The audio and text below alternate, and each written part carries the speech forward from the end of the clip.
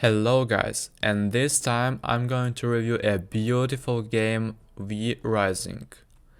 My acquaintance with Intoxicating project began quite suddenly. A friend called and told me that some new game had appeared on Steam, which no one had heard anything about before. In terms of gameplay, she is a hodgepodge between diabolics and survivors.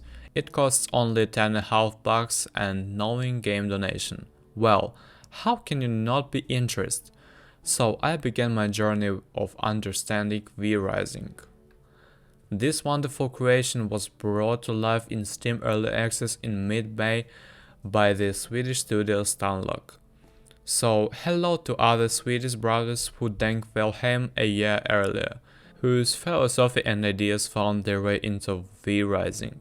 This project was not the first in Stunlock's portfolio. Before V Rising there were other games, but we won't dwell on them in detail since only the current one managed to shoot. So, what's either new in Swedish hit? Everything is simple. V Rising is a vampire saga without any plot, but it has an extremely replayable gameplay core, which does not really need a plot as such. The tie is very simple. You as the player must choose a server, then create your vampire baby in character editor. Then boot into the vault and choose the graveyard where the coffin spits your character into the game space in the Dracula style, at the minimum. So essentially everything. Then you do what you want on all your sides. Yes, with Awakening. A small training quest appears in the upper left corner of the screen, consisting of several dozen steps, starting with kill a couple of animals to craft a bone sword for yourself, and ending with the kill the biggest boss of the local rocking chair and drink his blood. In the process, they are taught to extract resources, build their own castle of Dracula, which acts as a transshipment base. There, players store all their goodness and, using various workbenches and workbenches, process it into even more valuable resources and loot. There you can relax and hide from various adversities. After the Fire Force boss of the local rocking chair is defeated, high-end content begins.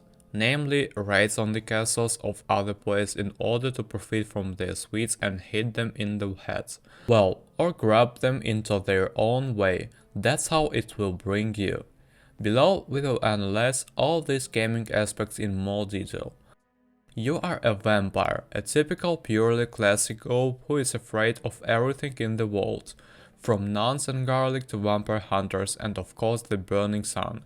It doesn't matter what level you are, what you wear and so on. During the day, you can only move in dashes from shadow to shadow. God forbid, you join the battle and catch the camp in the open while the sun is still at its zenith. Instantly turn into a pile of ashes.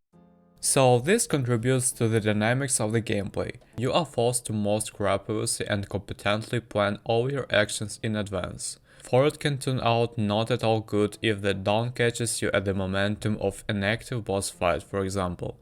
I speak from my own experience. And beside the sun, the local NPC people walk in large groups and are not afraid of you at all.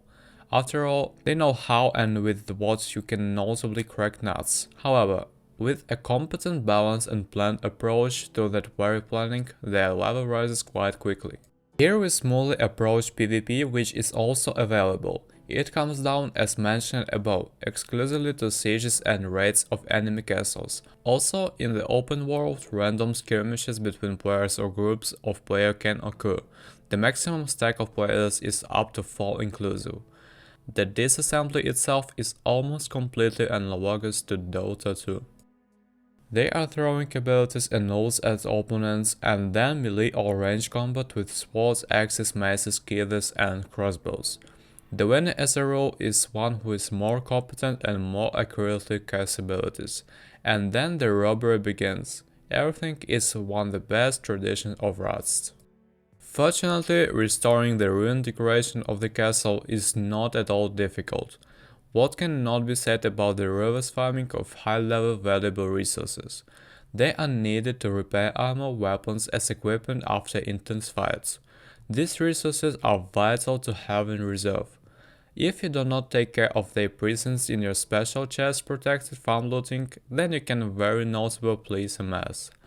After all, if your things are broken, then your level drops accordingly and you will no longer be able to immediately go to the usual higher level locations for farming, because there you will be demolished by the very first patrol you meet.